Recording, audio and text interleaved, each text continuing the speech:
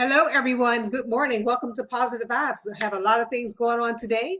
Thank you guys for tuning in to a great show today. I have a extremely talented and professional guest coming up at 10:30. He'll be coming into the studio in at around 10:15. But I want you guys to get geared up to listen to what this professor has to say. He is a martial artist. He is also skilled in a lot of other things. We're going to be talking about today. We're going to be talking about the benefits of martial arts. We're also going to be talking about domestic violence and also the key things about domestic violence. What is it? What are the types? What are some of the signs of abuse? What is the relationship between domestic abuse, narcissism, and selfishness? And also, how can one identify the dangers of a person who has negative, domestic tendencies? So with that said, we're going to have an extremely great show today. I hope you guys are having a great week. I'm excited. This weekend is power packed. Let me tell you something, guys. We have something great going on in New Bern. If you guys have yet heard the news, the harvest is here. It's going to be happening on Saturday at 5 p.m. We have Brooke, we have Phoenix Versatile, we have Jay Taylor, we have Pastor Cohen, we have all of those extremely talented artists coming out of the ICANN, the Independent Christian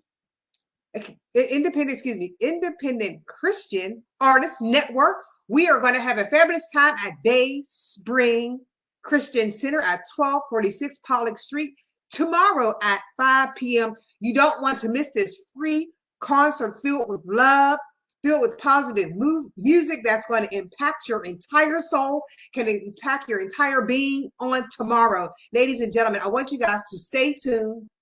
Make sure that you are going to be a part of the event on tomorrow. And we know that there's a lot of things that are going on this weekend with everything. However, you should be there in the place on tomorrow at 5 p.m. I will be there. There's going to be a host of other people that are going to be there.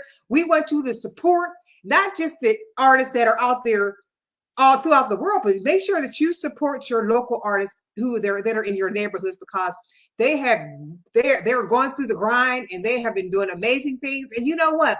We are and I have to say this, and we are too quick to support people outside of our own neighborhoods. And you know what?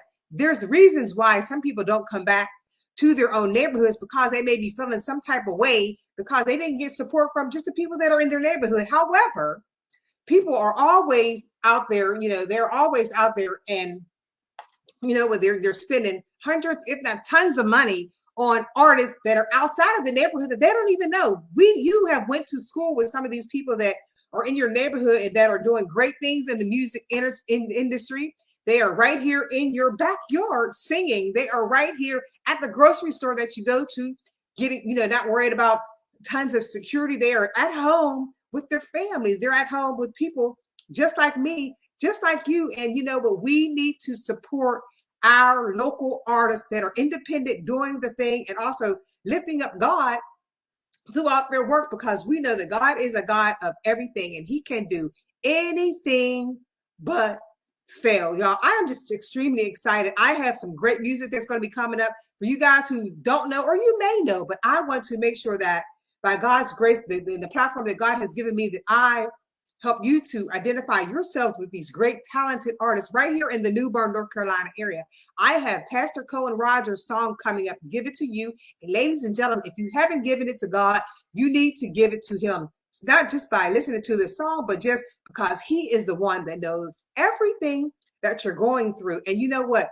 He knew that you were going to go through what you're going through today. However, you have to trust God in what you're going through and knowing that he will make sure that you're all right. But you have to believe. You have to trust him. You can't trust man. You have to trust God, because you know what? God knows what you're going through. He knew you. Do you know that, ladies and gentlemen? He knew you actually before you were even born, before you knew yourself. He knew your name was going to be Tracy, or my name, should I say, excuse me. My name was going to be Tracy. He knew that I was going to be doing radio. He knew that I was going to be interviewing this gentleman today.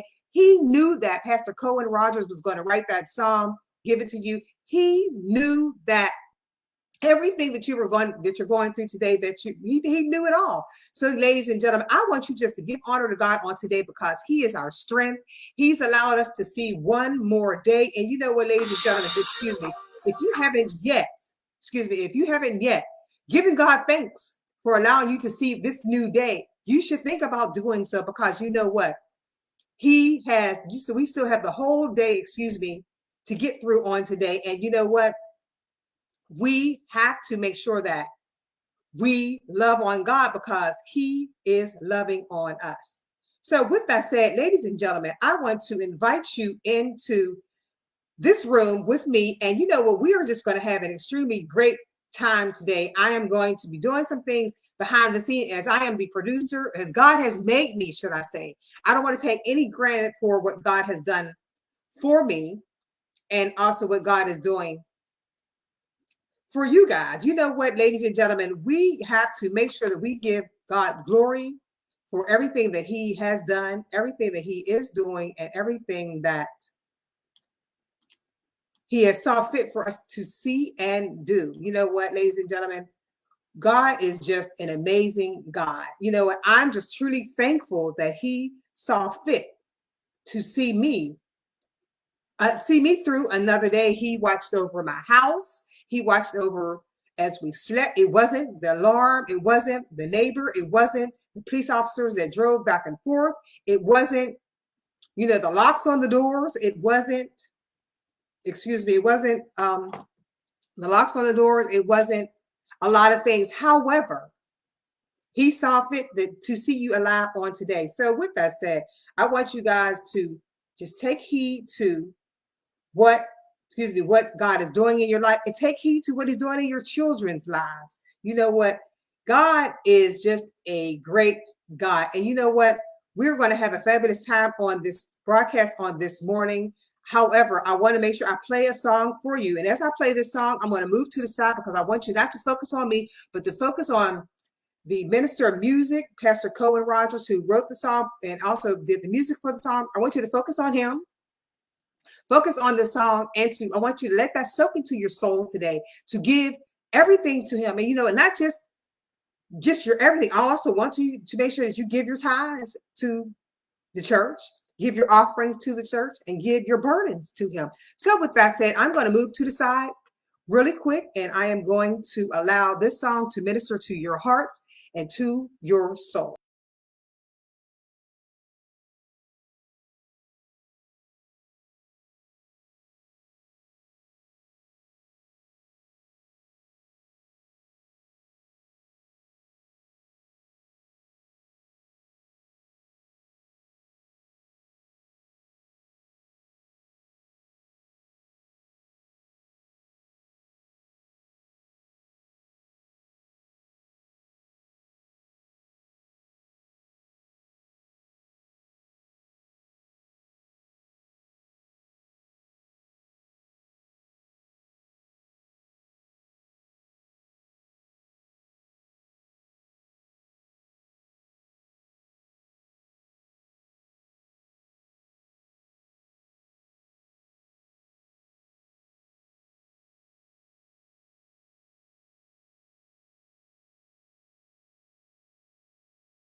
Yeah.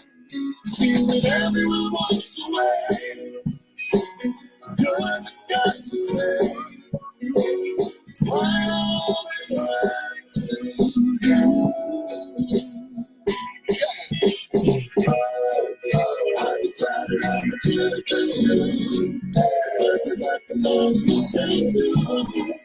I decided I'm a good at you. I decided I'm a good at you. Because I know you will come through. I decided I'm a good at you. Lord, you told me I should always cast my cares on you. Once I do that, I just sit back and just watch you move. So over and over, I watched you come through. If you did it for me, I know we'll do it for you. He's my shield and my protector, my heavy load bearer. He's my safe way, cause nobody does it better. He's my strong tower, and in him I can find shelter. See, when everyone walks away, he's the guy who stays. That's why I always try to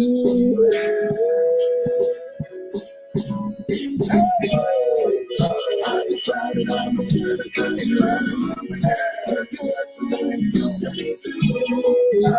decided I'm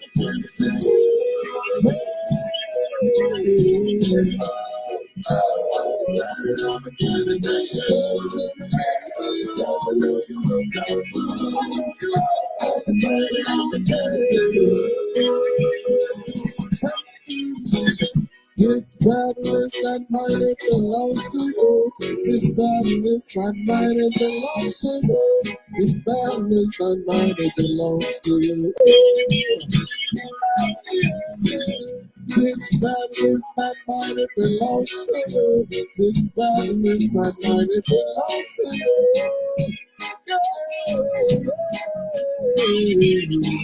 So I give it to you.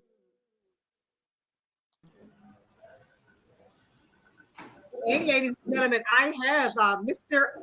Oluyemi Mashama in here with you guys. I have the music playing in the background. Let me slow this down just a little bit. I hope you like that song. Yes, nice music.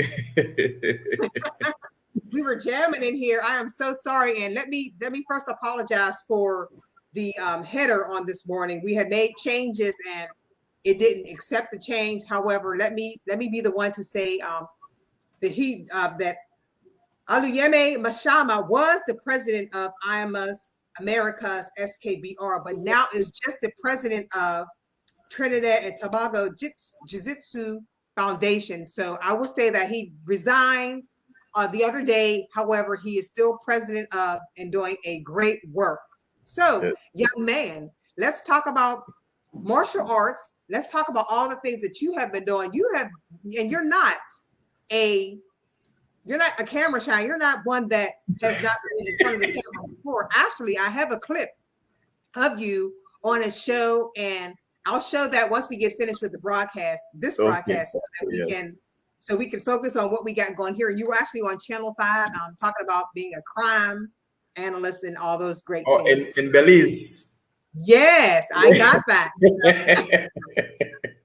It was good to see you on that, and I listened to it on yesterday and this morning, and it was just a lot of great information. Now, let's talk about the benefits of martial arts, because a lot of people think that martial arts is just about karate chopping and just fighting all the time. And let me tell you guys again, also, I met this gentleman at the close quarter combat that was held in Atlanta, Georgia. And he had on this suit. I think you guys have seen it on. I have to talk about it. On the title page, the cover. Yes. He had this suit that was custom made for. Yes. And first of all, it was in black and gold, so I loved it because it was my hometown colors. And I was just thrilled by that. However, he got a chance to speak, and I want you to regurgitate what you talked about when you talked about learning and being lifelong, especially in martial arts. Can you go back to that speech for me that you talked about? And yes, I should be able to. If you remember, I don't want to call your memory plugs on you, but if you should remember. Well, it's easy for me to remember because it's something that I speak about all the time, and I more or less preach all the time. So it's easy for me to remember. Good. Awesome. Yes. So again, good day, good morning to the world, I must say, from Trinidad and Tobago. It's really nice to be on this show, and thank to you, TrayLou. Just a bit about what I spoke about. Well, first, let me say that the uniform, the martial arts uniform that I had on, that was actually custom made by my dad. He custom makes martial arts uniforms. His brand is called Rudo Way. So that's where the uniform came from. What I spoke about on that day is, most of the time when people come into martial arts, they sometimes join martial arts because they may be being bullied or being abused, and they see it as a way to defend themselves.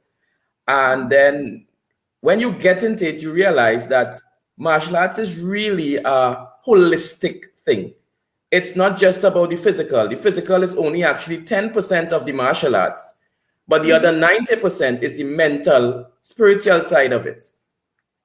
So what I spoke about is martial arts being an art, and using the acronym ART, understanding that the A deals with the attitudes and the type of attitude you're supposed to have, having a positive attitude. And I mean, we are seeing it today, we're on positive vibes and we're talking about positivity. Yeah. So, so it's about always having a positive attitude towards things you do, you know, understanding that, yeah, there will be down times, there will be things in life that will get you down, but know that, you know, there's a statement, this too shall pass. And sometimes we look at that statement and we only put it as it relates to when the bad things happening in our lives. You know, we put it against that. But we have to understand that it also refers to sometimes the good things in our life, that too shall pass. But when the good things that are happening has passed, it's really to set you up for better things and greater things if having the right attitude. So that's what the A stands for, having that positive attitude towards life and learning. You know, if you are a martial artist in the realist sense and the holistic sense of being a martial artist, and you reach the stages of master and grandmaster and these titles and doctor, and you don't have a academic background, for me, I tend to believe that you are not really up to that level that you should be, because it's holistic. I'm not saying, and when I say academic or educational background, I'm talking about understanding life from all sides of the circle or the triangle, as however we may want to see it. It is important that you have a true understanding of what the world is about, what life is about, and also to pass on to your students. The R talks about responsibility and being responsible for yourself, being responsible for your actions. And as a trainer or a teacher or instructor, also understanding that you are responsible for shaping and building the life of a next human being. So the way you live, I mean, nobody's asking to be perfect, because I'm far from perfect.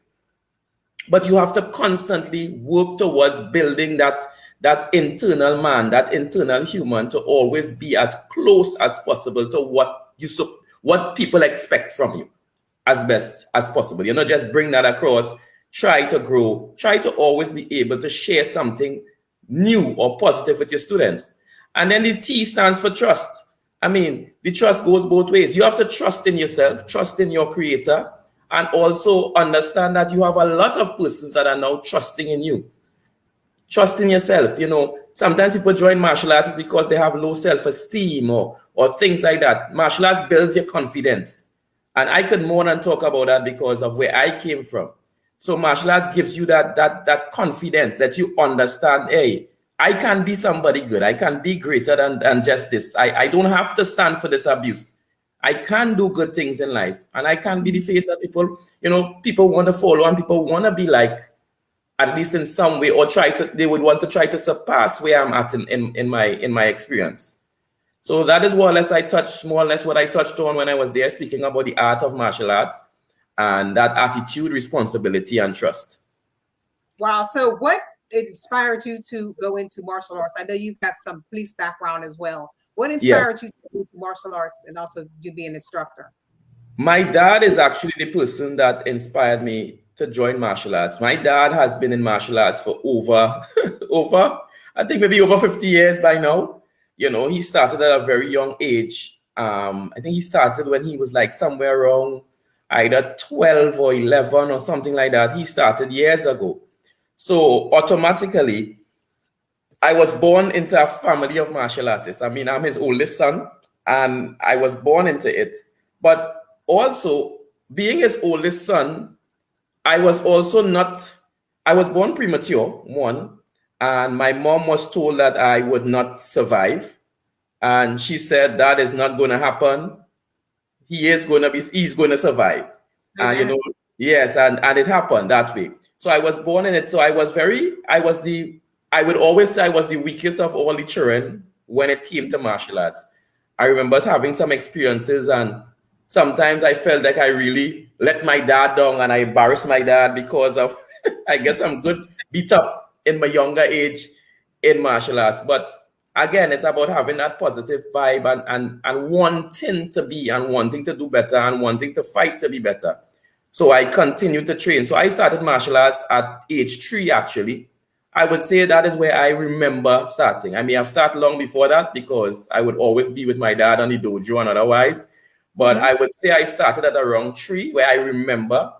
And technically, there was no turning back after that because of the mentorship that I got from the martial artists that was around me and the nice vibes and the push, whether it's tough love or whether it's love, but it was love all the way that helped me grow and continue to be the individual that I am today. Now I have a question. Now you were talking about some parents allow the kids to go to learning martial arts because of bullying. Did you ever have an experience with bullying when you were in school? I would say yes, but it was not bad because of the fact that, so it was the first day going to what we call secondary school in Trinidad. And there's something called taxing sometimes, where when you come into school as a younger person, some of the bigger guys will want to come and try to tax you to take money from you. So they say, hey, small man, pass $1 there or whatever the case is. So I experienced that once, and it did not last long because I was always known as the karate boy or the karate man or the karate child, even though they had never seen me do anything. But then they had also known my dad because we grew up in a tough part of Trinidad called Lavantil. And then we moved to the next part, which was also considered as tough, La Hoqueta. But a lot of the fact that because of who my dad was in martial arts, and then they used to call us the karate family. I think I was not really put in that situation to experience bullying in its fullest sense. Wow. Thank goodness they didn't get it. They didn't get a taste of what you know, right? Well, you know what, and this goes. And what do you say to a parent right now? Because I like to touch the hearts and souls of parents, especially on positive vibes. When I have an experienced professional that has been through bullying and also and also did martial arts. What do you say to parents right now that are in that place that you were as far as being bullied? How should they, and I know I've spoke about this on other shows, however, every teacher, every instructor is different and has a different path to filter into telling these parents or helping them to know what martial arts class to put them into. What do you tell a parent right now that's thinking about getting their children into martial arts? How do you help them to find a good fit for their children? I would always tell parents, firstly, do some research on the instructor. Really do some research on the instructor to make sure that you're putting because remember, you're putting your children or your child in somebody else's hand now. Just how you will do research before you go into a school to join your children into a school, you will do checks and you will make sure that it's the right fit. Really check the instructor out, see what kind of person you are dealing with, and check the history of the school. See what's the background of the school. See and also look at the students from the school. See what kind of behavior the students exhibit, because that will tell you a lot. Because if the students are still very aggressive and hateful and stuff like that, then you know that's not the place you want to carry a child, because your child might turn from being bullied to being a bully, because you know the saying that hurt people. So you don't want your child, you want healing. Martial arts is a healing art, or it's something that's supposed to be healing. So you want to make sure that you have do a good check on the student, the students of the school, do a good check of the instructors, do a check of the history and the background of the school to make sure that you are placing your child in the right place. Now, let me tell you something. I'm glad you touched based on that, because when my son was up, I think he was like maybe 7. However, he had a bullying experience, and I got him enrolled into martial arts. And actually what happened was the martial arts class was pretty much part of the daycare type of thing.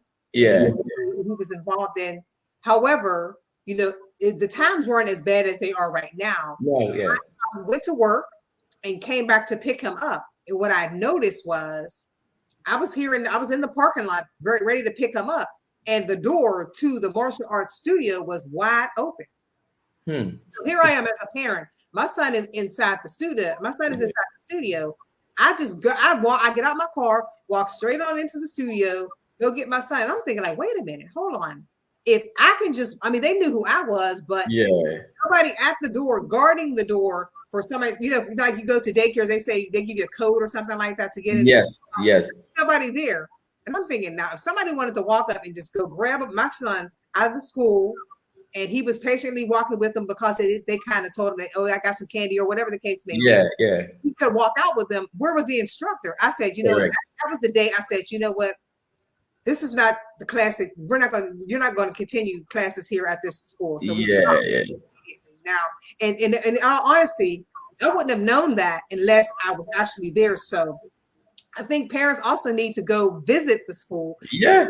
To see where the school is, to see what's around the school, to see if it's a well-lit school, you know, well-lit. Because there's days you have to pick your kid up and it's dark now. They don't have a lot of lights and you're parking your car, you're going to get your kid.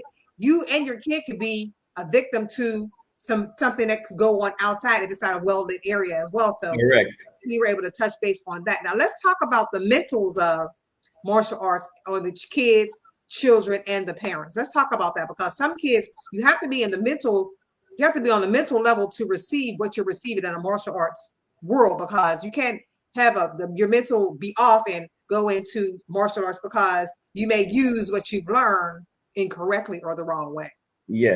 And again, that's why, you know, it comes right back to martial arts instructors understanding their responsibility and the trust that people place in them, because you have to continue grow as a martial artist. If you are a martial artist and you are only that, you have never put yourself to grow in any other area. So for instance, my background is in education. My master's is in national security and intelligence studies. I'm a peer counselor. I deal with stuff on domestic violence. So you try to get a well-rounded idea of the world. So you can now deal with a student. You might not be you might not be a PhD in psychology or counseling, but you must have a background to understand. And then you also have to be able to understand when you could no longer help in a specific area, and maybe now say to the parents, hey, yes, martial arts is going to help, but they also may need this, or they may need that, or they may need the other. Because your mental health, especially in this COVID time, it's a whole change in the world and the way things are happening. We are now more or less interacting through a screen. You know, the interaction personally one-on-one has changed a lot. So people have to see things differently. And that plays on a person's mind, especially a child who is now building, as we deal with, you know, when you go through Erickson's stages of development and understanding the different cycles that a child goes through. If you as a martial artist, you don't understand these things and you don't at least read on these things to know how to now advise or how to groom or grow or guide your students, then you are failing from in some level. Absolutely. So as you build, you must build to be able to help build the individual that come to you for that help. Absolutely. And you know, and now that we've gotten to that, I want to get into the domestic violence, because we know now a lot of people, the domestic violence level, I mean, I don't want to say levels, but the ratios and the numbers of domestic violence has gone through the roof. Because, you know, people had, you know, with COVID, because people had to stay in their home environments because of COVID, and people had to stay in those home environments because that they couldn't go anywhere else. And they're inside these houses with spouses and in relationships that they don't want to be in. They can't go out. They're afraid to go out. So let's talk about domestic violence. What is domestic violence for those who don't know what it is? Right. So I'll just say October is actually Domestic Violence Awareness Month. So we are the Trinidad and Tobago JuJitsu Federation. We went on a drive to do some education to the public. It started off to be local, and then it ended up being, I mean, persons internationally joined on and started to make comments and stuff. So this Saturday, we are actually having our final episode of this particular topic. But domestic violence, some people tend to think domestic violence is just the intimate partner violence part of it or the physical act of it. And that is not so. Now, the definition may vary in different parts of the world, but there are key things that are there. So domestic violence is not just the physical act. Domestic violence is sexual. You could have the sexual abuse. It could be financial abuse. It could be psychological, physiological abuse. So there are a lot of things that fall under domestic violence. So most time people hear domestic violence and they automatically go to the fact of a male beating up a female and not understanding that men experience domestic violence too. The last figures we got is that it's 60-40, where there are 60% women being abused and there are 40% of men who are also being abused in some form in domestic violence. But those were reported cases. You know, so domestic violence could be anything, any sort of an abuse in that kind of domestic situation. You know, it could be family. Domestic violence could be family. It could be mother, daughter, father, son. It does not only have to be a male and a female. That's just a subset of what domestic violence really is. And it could be siblings too. It could be it could be siblings. It could be siblings. Yeah. So now, now you talk about some of the types. Now, what are some signs of abuse for those who could be going through this right now, and they may be a little unsure if it's domestic violence or if it's or how to categorize it as domestic violence. I mean, some people don't even know that it could be, like you said, verbal. You know, someone could be verbal, putting you out and for just apparently no reason, for not doing the small things. It could be that too. What are some signs of abuse? I mean, we could look at things. There's something called gaslighting, where the person tries to make the significant other or the family member, whoever, feel like if they are crazy. So they might, simple things, they might say, well, let's just say, for instance, we say there's a blue car that just passed and you both saw the car was blue. And then the other person said, no, but the car was red. You know, simple things like that. But I'm just bringing it down to a simpler version. But even making the person feel that they are crazy. Things like withholding finances because, and tell you, well, maybe, no, I'm not going to give you any money for the groceries this month, or I'm not going to buy stuff for the house this month, or I'm not going to assist with my side, and things like that. Maybe trying to keep you away from your family or other family or loved ones that might be able to guide you and say to you, hey, that is what is happening there is not right. So simple things like that. And again, it could be family, it could be siblings, you know, talking down to the person, always making them feel that they are less than. There's no type of building at all. So always something wrong with you, you're foolish. So sometimes parents do it to children and they don't even realize that, hey, that is also a form of domestic violence. So it's not just the physical hitting part. It's the psychological, it's the mental. Somebody saying to somebody, hey, if you want me to do this for you or to assist you with this, then you must give me sex.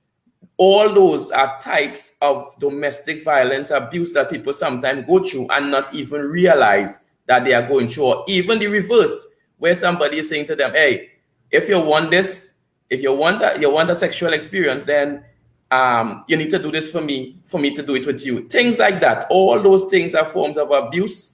You know that I wouldn't say jealousy to the extent, but I'm talking about extreme jealousy, where the slightest things, you are walking down the road, somebody don't even know you, you don't even know them, and they might just say, hey, you know, nice dress, and you're with somebody that is close to you, and they're like you're with that person, and they start to abuse you for that verbally and otherwise. All these things are signs, but I'm talking extreme. Extreme, because you know, sometimes say a little jealousy is cute. You know, you know your significant other, or you still like you, so they're feeling a little jealous. But we're talking about where they take it to the extent that they are wanting to make you feel less than, and you're not good looking enough. So I don't know why you're smiling at that person. Things like that. Those things are signs. Now that you opened up the window of different types, you know, of domestic violence. I want to, because a lot of people, there's a lot of similarities with narcissism and selfishness too. Yes. Domestic abuse and narcissism and selfishness. They're all conjured up kind of like together. But yeah. A lot of people don't realize that. They think, oh well, maybe then they start thinking on the sides that the people that are saying these bad things about them, they're right. You start to believe it yourself. Yes.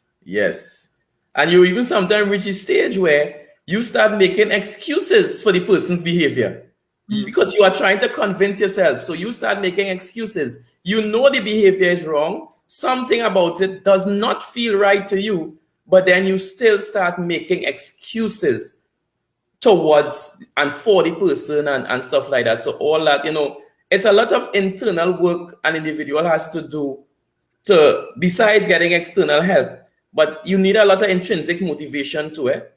Because sometimes you are going through something and you are feeling that what you are doing, you are entitled to help this person, and maybe you did something wrong. That's why they're behaving like that. And most times you didn't do anything wrong. The reality is something is wrong with that individual and they may need help.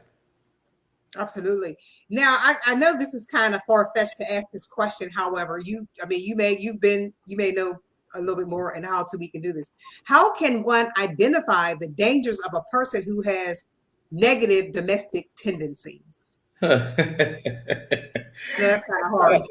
Yes, that is a tricky one. I mean, training, you'll have to have some kind of training to be able to identify some of these things. A lot of reading, but most times you wouldn't pick it up in the beginning. But so most times the persons who are able to identify it are persons who are looking from the outside. Most times if you are in it, it takes a while for you to notice it, or sometimes it's not until the abuse actually starts happening seriously and getting bad, then you identify it, unless you are really trained in that way to be able to see these signs. So it takes training. One thing that, I'm sorry, one thing that people don't do when they get into relationships that first of all, women don't use the spirit of discernment. They don't they don't use their intuition. And also, it's public information to, once you meet someone, to go online to do a background search as to where they've been and some of the things that they've done. I mean, that's public information. People just don't go that far. Yeah. But it in some countries, like in Trinidad, that may be a little harder to do. The access to it may be a bit harder for some countries to be able. But I mean, things like I guess public, like the Facebook and stuff like that, are normal things you could go in and check, and maybe you could really just go and do your research. Find out on the whole. Yeah, do your research. Somebody always knows somebody somewhere. The part of that is sometimes you might get some wrong information in between. You might ask the wrong person, and they might be interested in that person too, and they may tell you negative things just for you to stay away.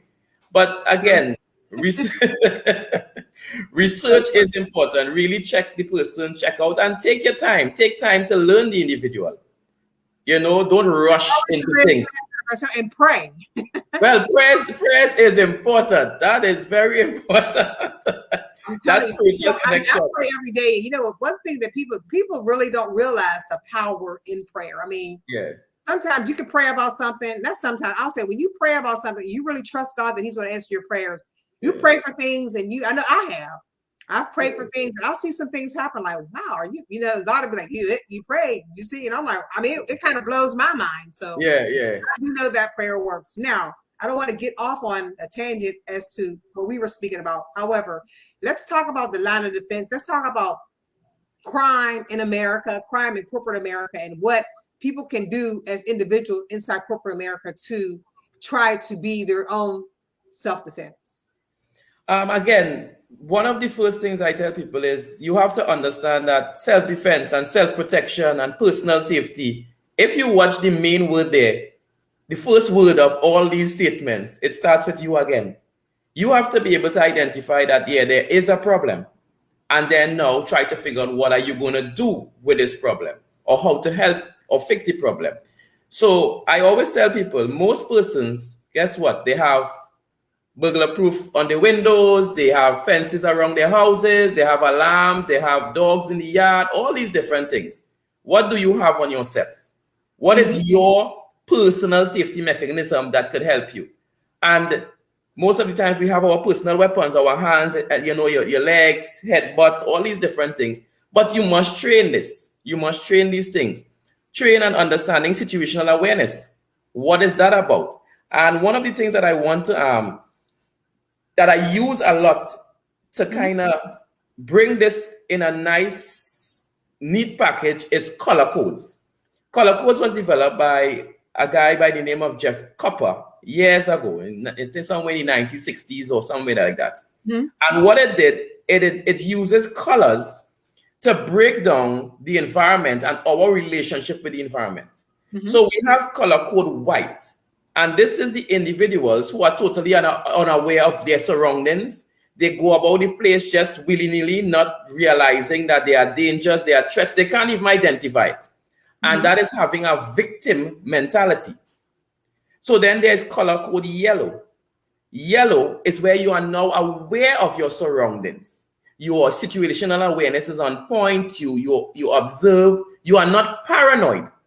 But you are aware of things that are happening around you. You could possibly see, okay, maybe this might be off, this might be thing. You can now see because you would have trained via self-defense or trained some sort of training, understanding that side of it and how the mind functions. Because let's look at it from the point of view that when you go to purchase a car, you may have seen that car once or twice before. But as soon as you really made the decision that you are now going to purchase that car, what your mind starts doing, you will see that type of vehicle every single where you go. It's this, so it's the same concept.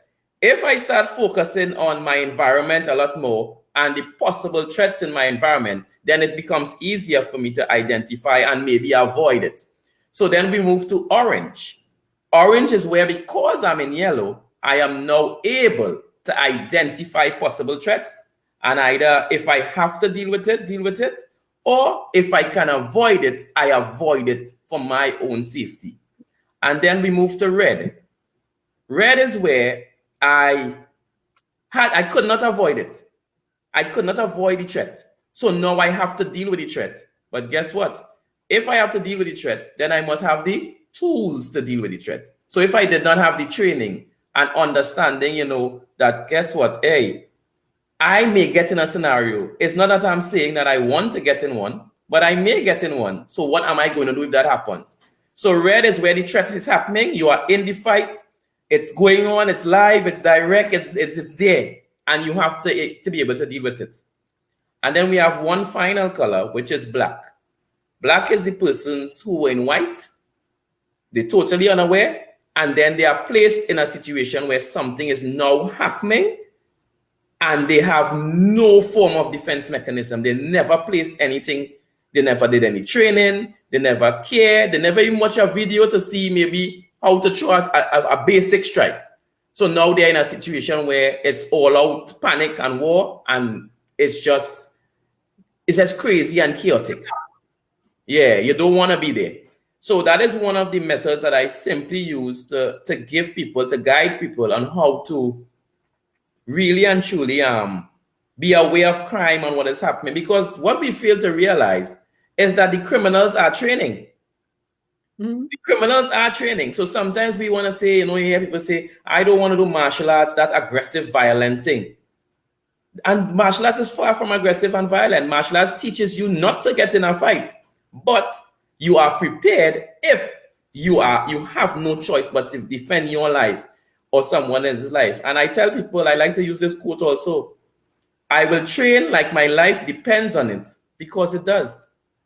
And then remember that life is to be loved and you are alive. So then what are you going to do? Are you not going to be able to protect your life? You know, and the Bible said it also. God protects those, or he helps those who helps themselves. So it comes right back to you being responsible in some way to move forward.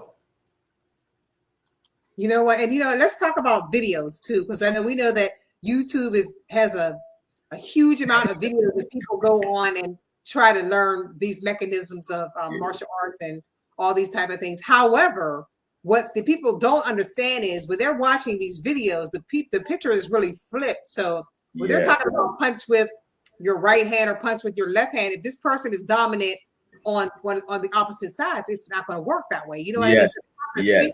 that, you know what I mean? And then not only that, who is the person doing the video? Are they trained? Exactly. Experience do they have? I mean, these are people just getting points and likes and thumbs ups and all these things just to get on to do with the video that they seen somebody else do, and they don't have Yes. they don't have the certifications and the licensing to do these things, and it's a bunch of garbage. I mean, I can't tell you how many videos that I've seen on YouTube, and I hate to say it that way, but I'm just being truly transparent. Yeah. Try to shows people how to do martial arts. You'll see people breaking boards and all this other stuff. However, people don't really understand. Some of these videos are edited.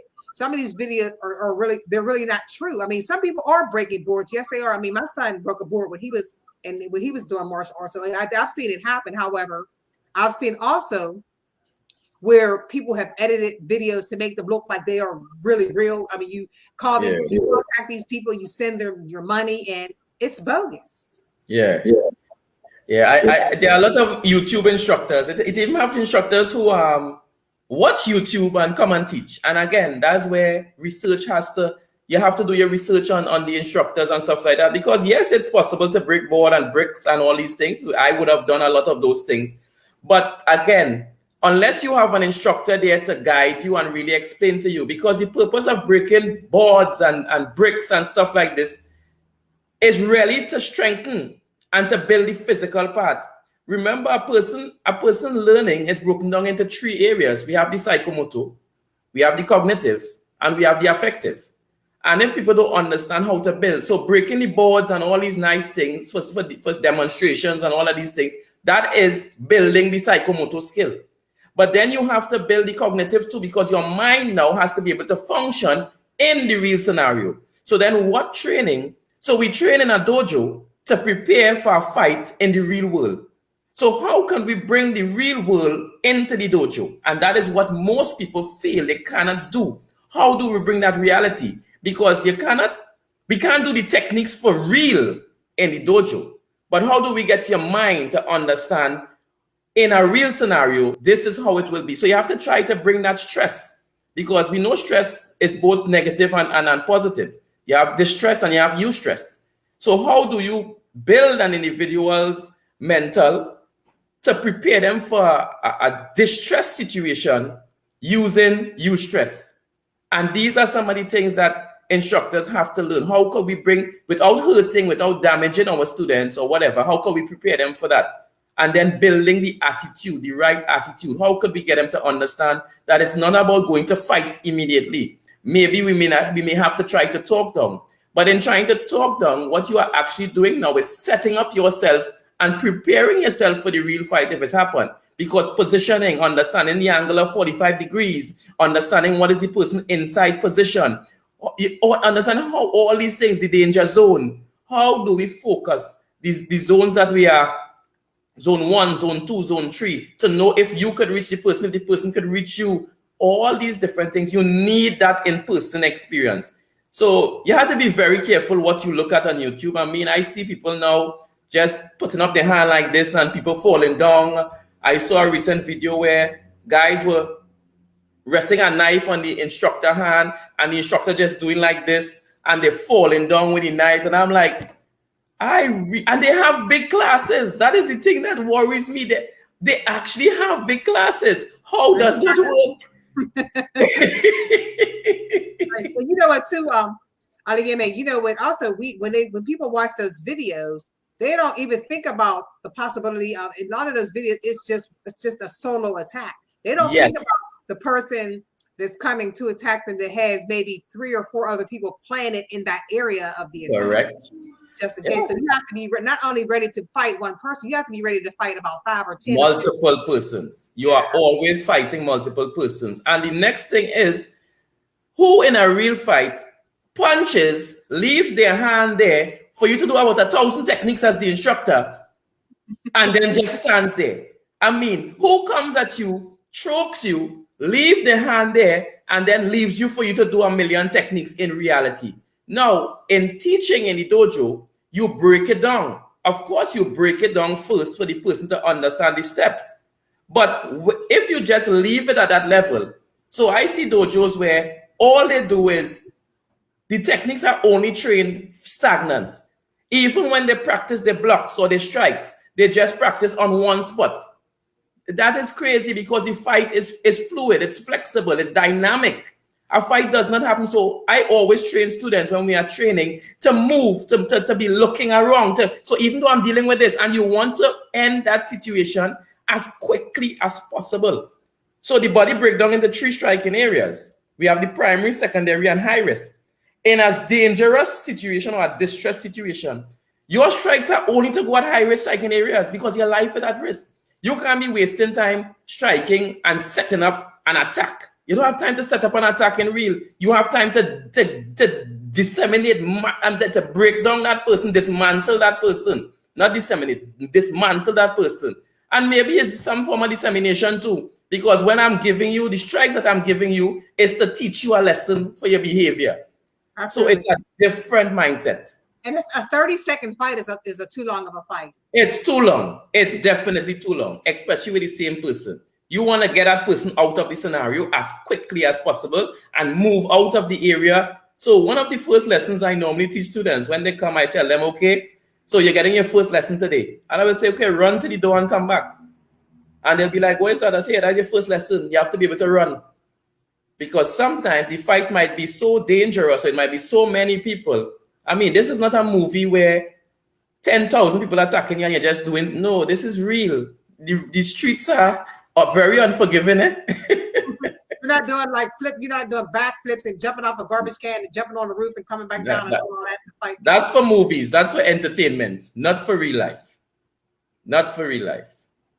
So it's about really understanding. And that is why when I was naming my system, I was thinking of what to do when I was starting to build my system, which is still building. I said, what is going to really express what I want from this? So I know, people take different reasons for naming the systems. I did not want to just take a basic reason. So Sankofa means, it's an Adinkra symbol, meaning don't be ashamed to go back and fetch, or taking the knowledge of the ancestors to propel yourself into the future.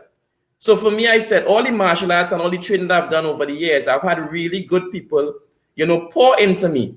So then I'm actually just expressing pieces of these different types of martial arts and these different persons that would have poured into me at the time. So I am not really considering myself as creating anything. It's just the concept in my mind. So Sankofa, that's where that came from. And then I say combat sciences, because it's about using different types of combat and understanding the science behind it. The science of the street is different from the science of the dojo and the science of entertainment. It's different. So it's I guess left or right, it's the total opposite. Total opposite. In entertainment, you're prepared to react to entertain. Yes. In real life, you're not. In real life, you are most times, according to what your position is, you are most time reactionary. Most times you are reactionary. So how can we train to make our reaction closer to the action? And the only way to do that is to prep in your mind. Prep. Always. I have gotten in a lot of fights in my mind. Sometimes I'm walking on the road, I'm saying, if this person just grabs my neck just so from just walks and grabs my neck, or if this person just punches at me, what am I going to do? So what I'm doing is setting up my mind just in case I am actually ready to deal with the scenario, or maybe avoid the scenario if necessary. Absolutely. Yeah. Now we're coming into a season. It's October. However, we know that there is, there's people that say, I don't celebrate Halloween, but there are going to be parents out there with their children during this holiday during this Halloween time. What are some? And I always like to make sure that I reach out to some of the parents and some of the people that are not savvy about martial arts and protecting and things like that. I'd love to see if you can help me with how parents can protect their children as they're trying to enjoy this, the trick-or-treating. Well, first I would say Halloween is not a big thing in Trinidad. It's not a big thing like how it is in the US. And what makes Halloween a bit more dangerous is the fact that everybody's in costumes. And then sometimes you may have children in identical costumes. So one of the things that I would advise persons is to have some identifying mark on that costume that maybe you as the parent may be able to see, or know to understand that that's your child.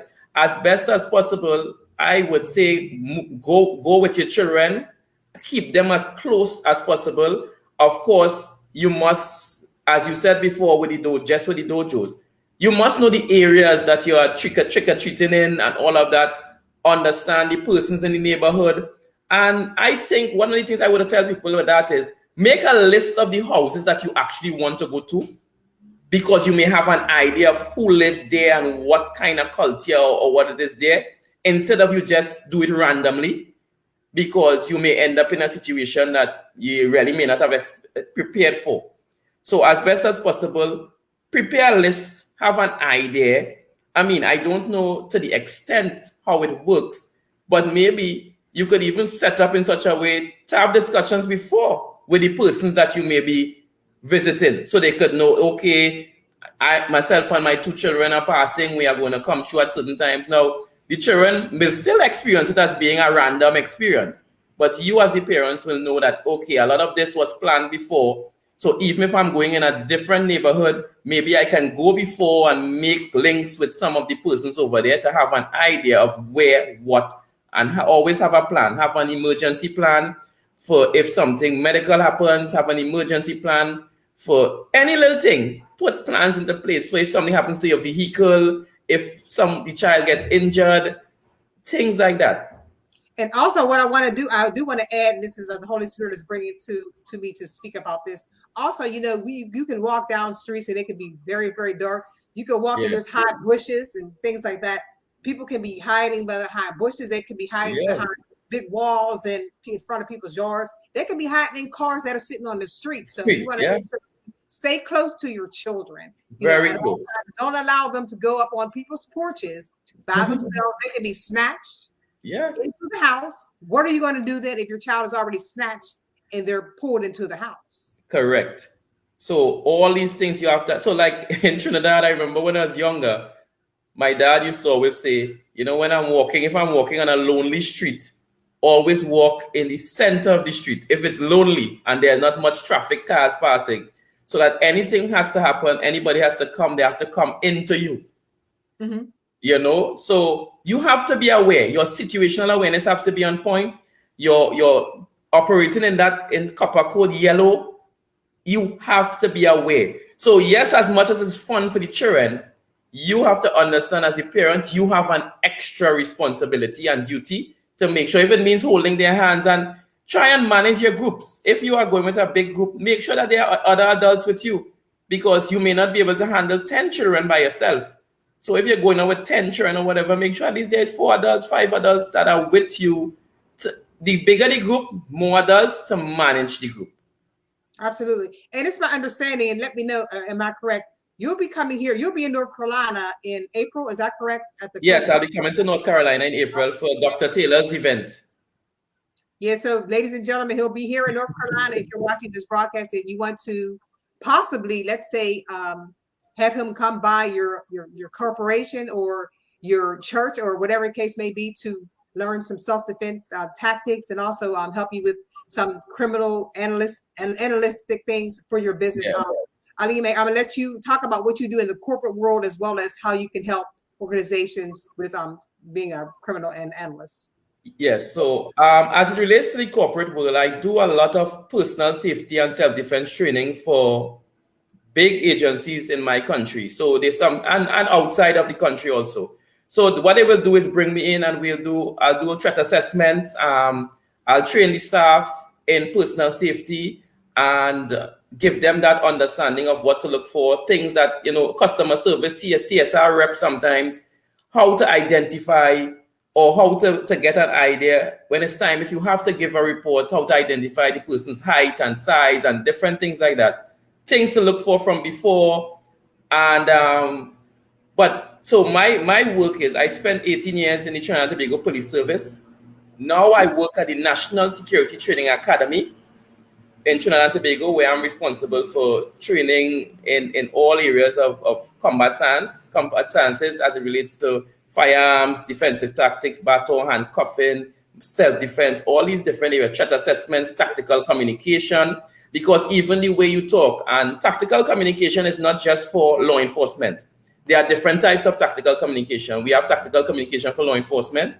We have tactical communication for civilians and for military.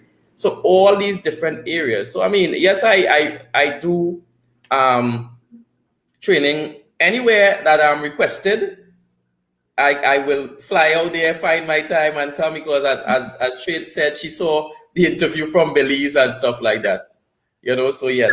And how has, I know with COVID, I've met you in Atlanta, and COVID had changed a lot of things with training and stuff like that. How do you work in the fact that COVID is still real and things like that when you go to training? Because I want to make sure when people contact you, we're going to make sure that you give your information out for people to contact you, and to make sure that they have also the rules and regulations regarding COVID-19, how you can travel to them, what you're expecting, and also when you have to go back to Trinidad.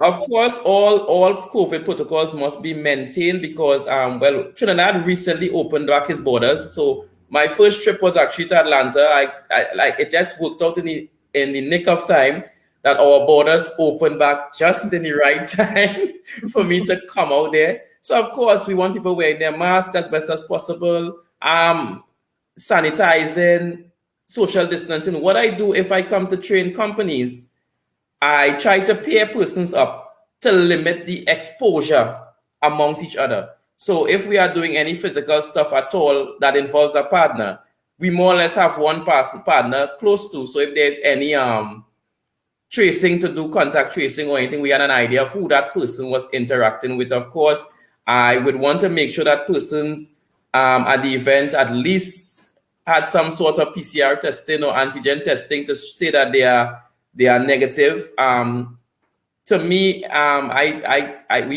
don't think there's any law stating for now. I don't know how it is in the US, but in Trinidad, as it relates to some places, they have what they are considered as safe zones where you have to be vaccinated to enter, whatever the case is. I don't know what are the rules in the US as it relates to that per se, but I would at least expect that persons would have a negative test to say that they don't have COVID or whatever the case is. Because we have to be careful. It is real. I am actually leaving on Monday to head to Abu Dhabi for the JuJitsu World Championships. So I'll be in Abu Dhabi for 10 days from Monday, actually. So nice. I do want to touch on this space before I let you go. Now that the world has opened up, we know that concerts are full bloom now. There's going to be actually a concert here in North Carolina where we're talking about crowd control and being safe in crowds. Let's talk to people regarding how to be safe in crowds. And let me tell you something that I remember when I was growing up in crowds. I mean, I went to concerts and things like that. However, now it's a totally different era of concerting and things like that now. So when I pray that this doesn't happen, it's easy to get caught up in the concert. Yeah. Especially when you're outside or whatever the case may be, if it's not in a controlled environment. And it's easy to get stuck by something. It's easy to have your drink in your hand and you're dancing and dance for somebody to throw something in your. It's easy. Let's touch base on that, because I really want to touch base on those things regarding concerts. And we're not talking about a concert that's in a unorganized. I'm not talking about a concert that's in a place that's not going to be organized. I'm talking about pretty much when you're out there out and abroad, and it's just you come in, here's the concert, and that's it. Let's talk about that really quick. So, like in Trinidad, what we consider something like that, we have Carnival in Trinidad, which is more or less it's one of the biggest street parties in the world. So that is a perfect example of not having the full control. Now, the organizers of the event has some responsibility for that, yes. So like for Trinidad, when we have Carnival, we have a lot of police officers on patrol in the crowds, on the externals of the crowd, stuff like that. We have things in place. But you as an individual, you have to understand that you are technically putting yourself in a dangerous situation as best as possible. What I have always advised persons to do is to create a bubble as best as you can. Move in crowds, yes, in your crowd. So what I would do when we used to go to big events like that, we would move in crowds and then we would create a circle So we'll have an outer part of perimeter of our group, and we will interchange that at different times so that people could enjoy themselves the same way. So even though it's not like a circle and you stand up like you're providing security, but we know we have external persons who at one point in time will be looking to make sure, hey, who's approaching the group, who's passing close to the group, while people in the center may be jumping, enjoying themselves, or whatever the case is. So it's understanding your team and giving individuals in your team specific duties. So one person might be test to watch everybody who's passing at a specific time. Watch for the hands. Watch what they are doing. Look at if somebody bonks you. You have to be prepared. Don't leave your valuables in a position somebody could just take it. You know, also when we go into these kind of events, try and don't have anything to attract attention. So your jewelry and stuff like that, you're going to have fun. You don't want to be exposing too much expensive jewelry and stuff, because that now will make you a target. You don't want to have bulging wallets or bulging purses or bags in an event like that. So some of the things that I advise persons, you may put some cash in your shoes, you know, and stuff, things like that. And where it's not easily accessible to individuals, the responsibility comes right back on you. I cannot stress enough, because a crowd is it's a weird scenario when, especially alcohol, a concert, you know, you're having fun, you get caught up in the music. You have to remember that as much as you're having fun, you have to be responsible for your safety. So everything you want something back. Just remember that. So I want to have fun in this crowd, but there are criminals who walk into the crowd who want to get your money or want to get your life or something. Right. You have to still be aware. There's alcohol at the event. People come already zooted up. You know what exactly. I mean? And they're getting even more zooted up. So they already have a criminal mind. Okay, there's going to be this big concert. There's going to be people. There's going to be people there that's going to be under the influence. There's going to be people that's not really watching out for their surroundings. There's going to be people that are going to be off balance. So this is the perfect opportunity for me to go there and just wild out. Yeah, Very, very well. And not only just in the concert, at the concert venue, but even when you're going home. Yes. You're walking to your car, when you're outside, when you're leaving the venue. Yeah. God forbid if it's a place where parking is not really that secure. Exactly. So you have to be aware when you're approaching your car, don't just walk up to your car, you know, from a distance, look under your car, watch. Some people just go into their vehicles and they don't even check their back seats before. They don't even look into the vehicle before. They don't even check the trunks before. So one of the things I do when I have I have a car itself, like a sedan, I would press from a little way off, I would press and open the trunk so that I could see from a distance if there's anybody hiding inside the trunk or whatever, you know, then but I'll make sure I have a visual of my car first. Make sure I might open the trunk if I have that capability with the keys to open the trunk from a distance or whatever. But sometimes you need to pass your car straight, look around, make sure, be aware as best as possible. Always be aware of your surroundings, be aware of people approaching you, and try to keep in a team. Keep in a team. When I go to concerts and stuff, I hardly ever go into the crowd. I may stay on the points outside because, I mean, you can still enjoy yourself, but some people who needs that extra high and they need that vibe inside and stuff like that, make sure that you are there with people that you are safe with, and always have a designated, not just a designated driver, but also always have people in your crew who are not drinking. So they still have a good sense of mind, and so while you are drunk and boozed up, at least you have 2 or 3 persons in your crowd who you know they are not that way. So they could still make sure that you are safe. Absolutely. So not just a designated driver, have a designated partier too. That person who's going to party with you that is not going to get intoxicated. That is so true. And they'll be a little bit more aware of the surroundings other than the person that is trying to have a good time. I mean, that's correct. And if the person does not drink alcohol any which way, it is not going to take away from their fun. I mean, I tell people I don't have to get intoxicated to have fun. I will have fun and people might feel I'm intoxicated. First, I'm enjoying myself, but Oh, I am very aware of what is happening around me. That is very, awesome. very That is awesome. And you know what? Let me tell you a quick story. I remember going to a event. Well, of course, I wasn't going as an EP, but I was just going as an individual, and I was still my happy-go-lucky, laughy, giggly, having fun type of self. And they were like, then they offered me a drink, and I'm like, well, I don't drink. And they're like, really, you didn't have a drink? Oh, I'm like, no, I'm sober for real, believe it or not. But I am enjoying myself. I don't have to be intoxicated with alcohol or any type of substance to have fun or to enjoy myself. I don't have to be in a pack of people. I can be by myself and enjoy to the fullest extent the event. You would think that I was with about 20 people, to be honest. Yeah. So that's me. That's me. You know, everybody's not. However, you know, but I want to do right now, Oluyemi Mashama, I want you to give your information as to how people can get in contact with you if they should need you for any type of services and the services that you provide. Okay. So of course my email is asma ASMASTA 7@gmail.com. ASMASTA 7@gmail.com. Of course, I'm Facebook at Oluyemi Mashama or Asthma Security Training Academy. My phone numbers are 1-868-749-0161, and I'm on WhatsApp and everything with that.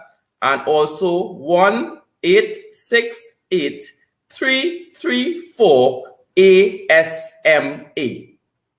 So they are more or less some of the ways that you could get on to me to, if you need any services that it relates to training in those areas. I just put the your email on because you know the reason I don't automatically attack the email because a lot of people don't really want their information out there like that. However, I just put it out there. No problem. I think my email and my phone number is in so much places that I don't stress it. I just like to respect people's private space. You know what I mean? What I do is as a radio show personality or on their personality. So email is on there, and they can email you and let you know exactly, and you guys can talk business from there because I know every individual is different. So Ali, oos to you. I want to say, I hope I'm saying it right. Y'all were saying, I'm like, wait a minute, what are they doing? But that's just a respect. What is that? What that is respect. I've seen all the guys. So in martial arts, us, or some people say ush. It really is a mutual form of respect. It's like a salute in the military, but it means so be it, let it be so. So it's used as a greeting. It's used as a form of respect between martial artists. So if we approach each other to do self-defense or whatever, we are giving each other that respect. But we are also saying, I put myself in your hands and you put yourself in my hands, and I trust you for what we are about to exchange in the martial arts experience. Awesome. Yeah. Although you're in Trinidad and I'm in North Carolina, but I know we'll see each other soon in North Carolina. Yes. When you come, I look forward to learning with you guys. It was an amazing experience down in the ATL. I truly am glad that I met you, and I look forward to coming to Trinidad very soon. And also, feel free to share the information regarding the Give It To You music that was playing. That's by Pastor Cohen Rogers here in North Carolina. Right. He's a phenomenal artist doing it's Give It To You it's a gospel album. He's a phenomenal person to know. I want you to spread the word about Give It To You, that song, out to all that you can. He's a great guy, great leader to a lot of children and people here in the North Carolina area. So hopefully you'll come by the church while you're here. Yes, baby. Yes, I will. Because I'm trying to give myself enough time this time to have some time to explore North Carolina. I've never been to North Carolina, so I'm going to give myself some days before and some days after the event to really, spend time. I'm supposed to be also bringing up some of my members from the Trinidad and Tobago JuJitsu Federation with me, so we're going to have some fun. Wow, so this is April 9th. That's it's Saturday, April 9th. So what? I don't know. So make sure. So that's on Saturday. Just make sure you have that Sunday in there so you can go to church.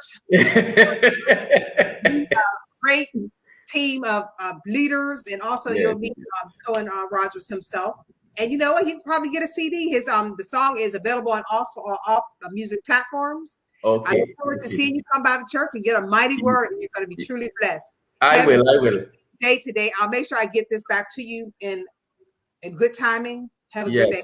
I can play the clip. Can I move you to the side and play the clip that everybody can see? Yes, you can. All right, I'll move you to the side and let everybody see it. Hold on. Here we go, y'all. You remember this? Yes, I did. Here you go. Doing training programs abroad, and then I started being called to start assist in the training. Yeah. And from there, this course in particular started, I would say, as experiments. A company called me and asked me, can you do a course in robbery prevention? And I was like, let me think about it. And I started to put together what I had and my education. And he said, yes, we'll do it. And the armed intruder, I went away, did the training with armed intruder, and we put it together. And from there, it kicked off in Trinidad. I have done a lot of the big companies in Trinidad have gone through this training, and now it's spreading outside. I've been in Wisconsin in actually doing the same program, so it's just hitting us. I just went from there. How much of training someone to prevent or how to deal with an armed intruder means understanding the perpetrator, him or herself? I think it has a lot to do with it, but it's more about understanding yourself and your organization. Because we always look outward, but what about inward? So I always ask persons this question. We do, let's say in our homes, we have alarms, on our cars, we have cameras, we have burglar proofing back home. What do we have on ourselves? We are not always going to be there. We're not always going to be inside of our homes. At some point, we'll be outside. So what are we? What protection we have? Some persons say, I may use mace or whatever. But again, those things may be illegal according to where there's a process together. And I always tell people, everything you want something back. So you gun, but then you brought a gun extra into the situation, especially if you're not properly to use the firearm. No. As I understand, a very close friend of mine was robbed yesterday at this gas station. I watched the tape and I was angry. There are several businesses around. He's an honest guy, working hard for his cash. And when I spoke to him yesterday, he was shaking in good spirits, and he seemed to be accepting that. I tried.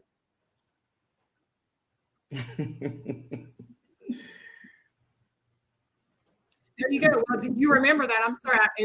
I was doing sometimes I kind of challenge this broadcast. Do you remember that? Yes, I did. That was a great. Great. Yes, I enjoyed that time with Belize. So I hope you enjoyed. I had fun in Belize that time. It was good.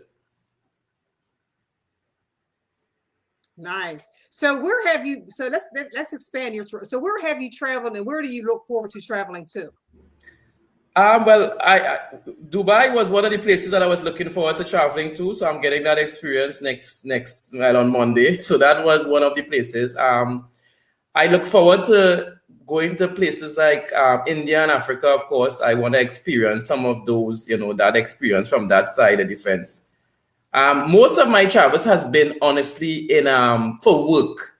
I have hardly traveled to have fun or for vacation per se. So what I try to do now, so what my goal is that anytime I'm traveling now, I'm going to add some days where I can actually experience the environment. I've been throughout the Caribbean, UK, the US. I've had a lot of fun in the US, do a lot of work in the US. I've done a lot of training in the US for myself and also for other persons, because my dad's dojo is actually in Far Rockaway. Yeah, he is actually in the US. So I just love traveling. I love traveling. So I'm looking forward to experiencing the world. If I could go to every country in the world before I die, that will be my wish. I love experiencing new cultures. Professor O. I have a good friend. His name is Heath Bailey. He's out in Dubai, and he sometimes watches the show. So hopefully, he'll watch the show and reach out to you as you go to Dubai. He's doing great. He's actually the principal of several schools out there. Okay, that'll be nice. That'll be nice. So Heath Bailey, if you're watching, Professor O will be in Dubai on Monday, right?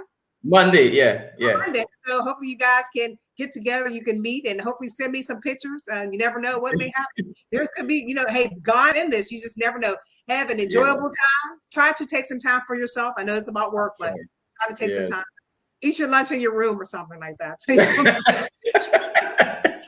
Have an amazing day. Thank you so much for coming on Positive Vibes. I truly enjoyed you. I look forward to seeing you in North Carolina in April, and also in November in Atlanta. Yes, I'll be back in November. Yes, in Atlanta. Yes, so. Hopefully I can get a customized suit by November. I don't know. It's kind of, I don't know how fast does your dad make the suits? How fast is the turnaround? It took for me again. It's based on how much he have doing at the time. So that one actually took him about a week to do for me. Wow. He's doing a next one for me right now for April actually. I'm doing one for April. Yeah. But no, I mean, I could give you his information and you could reach out to him because I think he's also doing something for Dr. Holyfield. Oh man, I gotta step up my game. I'm putting me behind. Oh my goodness. You should see the guys, if you see the flyer, you see him standing in the flyer, and he has the 7s on him. Look, please do me a favor. Let's talk about the 7s. Because you know what, I met him on it was on the 18th. However, we have so many things in common, and he talked about the 7s and didn't even know me from Adam. Let's talk about that experience. We were both trying to be serious and also be professional at the same time. Let's talk about the 7s. So the 7s are, for some strange reason, 7 has always followed me. It has always followed me. And being the person that I am, I always research things and reasons behind it. So I realize that most times if I'm heading towards an event or I'm going towards a meeting or something, if I see 777 anywhere on the way, either by vehicles or whatever, as a number plate or whatever it is, the meeting or the event is always good. It always turns out excellent. Mm-hmm. So then I started to do research on it and I realized that 777 is an angel number and it's a sign of getting divine guidance. Wow. It indicates it's time to get rewards for your efforts, right? It indicates that the path you are following, you are guided to go that way, and it's a divine entity guiding you in the direction that you are going. So that is why. Can I tell you something? Yeah. You want to hear something? Yes. Now, you know what today is, right? I'm not sure. Today is the 29th, right? You're right. 2 minus 9 is what? It's 7. I just look like, oh my goodness, there's 7 in this. Look at God. Yeah, it always comes back. Even in policing. When I joined the police service first, I joined as a special reserve police, which was like a volunteer. And my number, my police number was 4677. And then I went into the regular police, which was more full-time, and my number was 16987. So my 3 7s aligned again. Wow. It always follows me. I was born on the 7th of February. Wow. We're having this interview on Positive Vibes on the 29th with 2 minus 9 is 7. 7. I look forward to send me the information about about your dad. I look forward to getting me a customized suit. So yes. The next close quarter combat is going to be an extravagant event in Atlanta. It's getting huge. Yes. It's going to be 200 to 300 people, and not only that, there's going to be masters coming from all across the world. Yes. I just can't wait. I feel like I'm there right now. I have to make us extra special uniform for that one. Extra special. Yeah. You know what? Have an amazing time. on your travels on tomorrow. Yes. I'll be Yes. praying for your safety. Let me know you got there. Hit me up. Let me know that Yes, you I got will. there safely. Oos to you, my friend, and Yes. have a great evening. And thanks to all the listeners. I really had fun. Thanks. You're welcome. Thank you. God bless Yes. you. Well, there you have it, ladies and gentlemen. We just had an amazing interview with Mr. Oluyemi Mashama about martial arts, domestic abuse, and also he has this information down at the bottom of the screen in regarding how you can get in contact with him to teach your organization and people in your organization, church, or wherever it is, some of the things that he knows coming from Trinidad. He'll be in North Carolina in April. So, ladies and gentlemen, I want to personally thank you so much for tuning into Positive Vibes on this day, on this Friday, October 29th. And don't forget that on tomorrow, the harvest is going down at Dayspring Christian Center at 1246 Pollock Street here in North Carolina at 5 p.m. There's going to be 3 great artists there. We're talking about Brooke, Phoenix Versatile, Jay Taylor, and it's just going to be an event filled with the Holy Spirit, a lot of great music, and also don't forget you're going to be seeing the EP for Phoenix to being done as well. So come in to enjoy yourself, to have a great time. Wear your mask, sanitize your hands, and listen, ladies and gentlemen, there's no eating inside the facility. We have to keep it clean.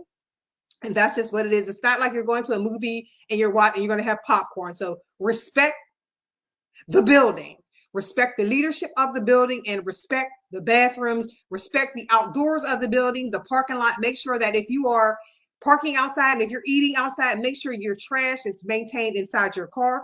Do not throw trash on the grounds of the campus, the church campus, and make sure that you treat it like the godly building that it is. Treat the leaders, the ushers, and all the people that are inside the building, the servers, with respect and peace. I shall see you tomorrow at 5 p.m. and enjoy. We're going to have a great time. Well, I'm about to get off of here and go to the next thing. Have an amazing Friday. Thank you, ladies and gentlemen, for tuning in. God bless you.